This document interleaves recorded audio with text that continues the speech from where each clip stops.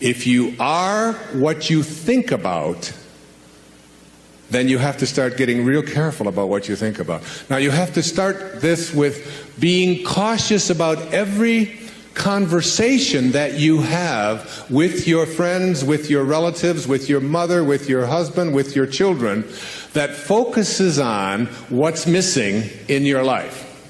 Because if you want to attract something into your life, something good, something grand, something godlike, something prosperous, something of well-being, health, whatever it might be, if you want to attract that into your life, but you're talking about what's missing and thinking about what's missing, and you understand that what you think about is what expands, you will continue to expand more of what's missing, and you'll continue to attract what's missing in your life. I never talk about what's missing in my life. I only put my attention on what I intend to create. And I have shifted it. And I learned this lesson a long time ago, but the place that it probably expresses it better than any is Esther and Jerry Hicks' book, Ask and It Is Given. The Teachings of Abraham, it's called Learning to Manifest Your Desires, have more than anything, I think they're the greatest, among the really greatest teachings on the planet today. And I know Esther and Jerry, I know them well, I've been with them on many occasions. It's about practicing this idea of not putting your thoughts on what is missing and shifting it to, it's on its way. It's on its way. It's on its way. 4 words, just get them tattooed someplace inside of you. Whatever it is that you would like to attract into your life, know that it's on its way. And I want to say to you that as you begin to get your thoughts more harmonized with Tao thinking, that is, with the thinking of the source, the thinking of God, that which always has been, that which does nothing but leaves nothing undone, as you begin to more and more harmonize in this way, what happens is that you start elevating your thoughts so that the habit of how you think becomes more harmonized rather than a polarity with what you want to attract. It becomes harmonized with it, and it becomes your natural way of how you think all the time. And you start then beginning to teach your children the same way of thinking. So you just catch them when they start saying things like, oh, with my luck it won't work out. Why have any of us ever learned to say, with my luck, and having it mean things aren't going to work out? Why wouldn't you say, and just have it as your habit, with my luck, it'll probably show up faster than it normally does? Why not have that kind of a way? Because here's what happens. As you begin to shift the way that you think and have an anticipation that this thing is going to work out for you, you can only act upon your thoughts. And as you get these higher and higher thoughts, what happens is that the thought is now more aligned with what it is you want to attract, and then you start acting upon that thought. And as you start acting upon the thought that it will work out, that it's probably on its way, you start to see how this whole system all works. In other words, call it the universe, whatever you want, begins to conspire with you. It begins to act almost in where you suddenly become a collaborator with fate. And instead of fate being something that just might or might not happen to you, you're in collaboration with what it is that you want to attract. I mean, ask any physician, there's physicians here today, ask them about something called the will to live. Ask them about somebody who's going in for a corneal transplant and thinks that I'm going to see when this thing is done, rather than someone who thinks it probably won't work out. And which one would they rather work with? What is this thing called the will to live? What is this thing, this inner kind of thing that says, I refuse to allow myself to think? I say to my mother, who's 90 years old, almost 91 years old. I was with her for the last 5 days, every day, all morning long with her. And she's been going through some difficulties and so on. Most of you saw her on the PBS show, if you saw The Inspiration. She has always said to me how she was going to die. She said it to me when she was 60.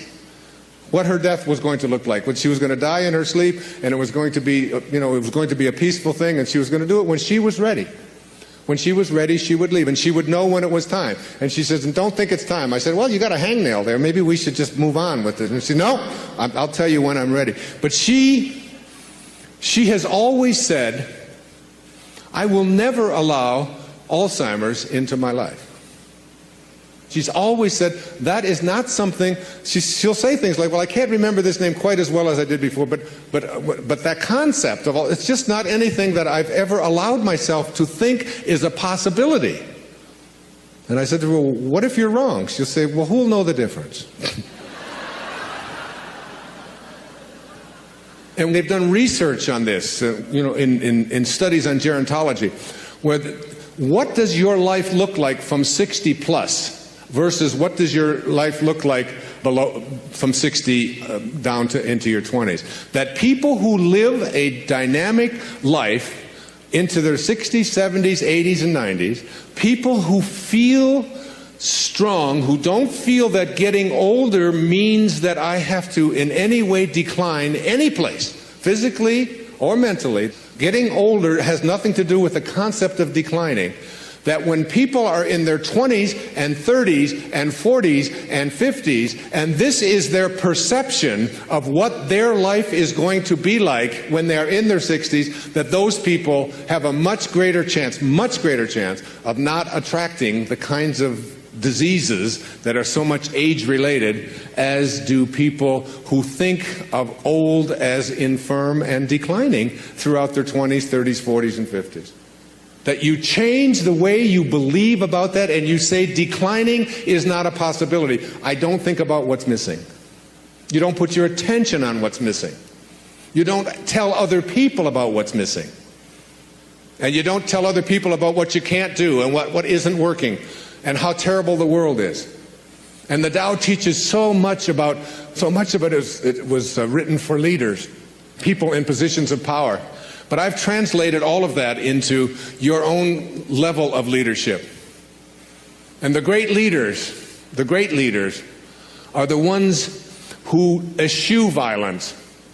You have got to get yourself to a place where you don't allow yourself to have violent thoughts come into your consciousness. That means you got to watch the movies you're watching. That means the games that your children are playing, video games, have got to be monitored and removed when they have violence built into them. It means that you don't watch the news and you don't read the stories, endlessly reaffirming what a terrible place this world is. It is not a terrible place. It's a perfect place. It's a beautiful place. There are just some leaders who are connected to Tao and others who are not.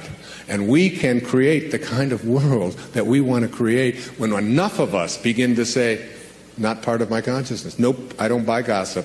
No, I don't buy violence. No, I don't have anything to do with that. And you just turn the channel, you turn it off.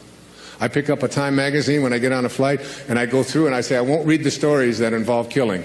I won't read this. I don't need to hear any more about any more people blowing themselves up. I don't need to continue to have that as a part of my consciousness because I want to be someone who radiates out God-realized thinking. That's what I want to do. And I can't do that if I'm constantly being imbued with that. So I just go through the pages, and usually I say, oh, just threw away another $4.95. There's nothing in it to read.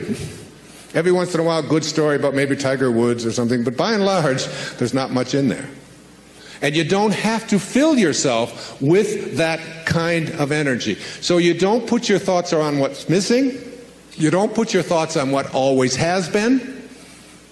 You don't put your thoughts on what others want for you, unless you want more of what others want for you to continue to show up into your life. So that if you're having conflicts with anybody that's out there, you don't have to put your attention on any thought that is out of harmony with the relationship that you would like to have. It doesn't have to be. You can have a love story replace a hate story by just changing your thoughts in any moment of your life. As you'll see, some of you will see it this afternoon, as Katie works with some of you and does the work and teaches you to ask yourself these questions about how can you be sure? How can you be sure that that thought is true? Why not have a love relationship with your ex-husband or your ex-wife? Why not have a love relationship with your in-laws? Why not? Why not have it with everyone on the planet? Why not? Indeed, why not?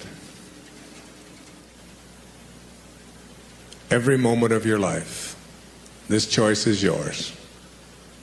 You can either be a host to God